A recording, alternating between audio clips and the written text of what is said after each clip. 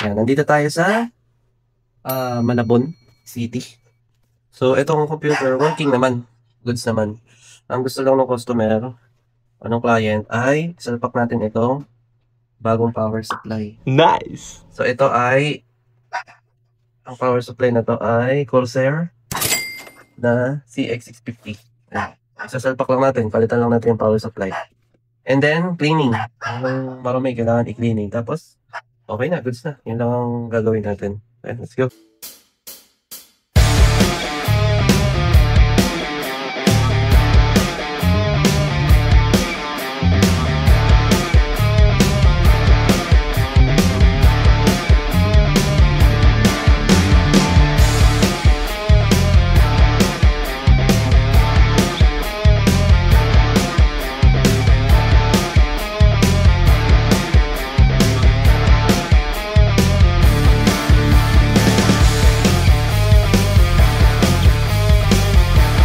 Okay na.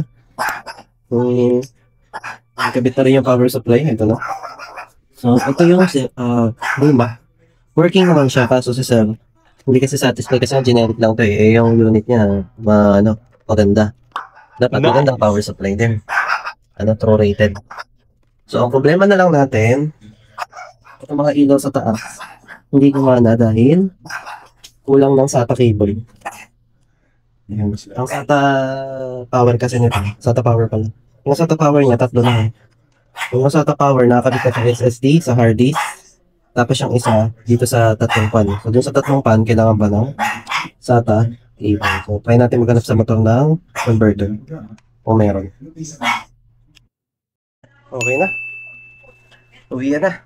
So, working na yung lahat ng pan. Gumamit tayo ng converter para magkaroon ng isa pang SATA power. Para magkaroon ng power yung tatlong pan. So, yan. Okay na. Uwi na. Let's go. Uwi na ako. Huwag ka magalit na galit. Nagpapatingin lang ng ulam. Sabi, lakas ang ulan, lakas ang hangin, no? Ano pangalan ng bagyo mo?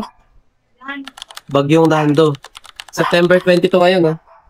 Oh, September 22, ayan, tumama yung bagyo. Tayo lang natin medyo huminahin na, lakas, oh. Lakas ang buhos, ang lakas ang hangin. Ayan, naitumba lang tayo sa daan. Grabe yung ulan, no?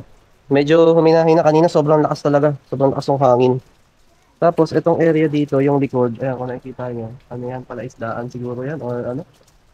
So, bumabaha daw dito, ang baha dito, gatuhod. Pero alam ko kasi ang area ng Malabon, may mga baha dito na lagpas tao talaga eh. So, kailangan nating umalis kaysa bahain tayo, di pa tayo makauwi na.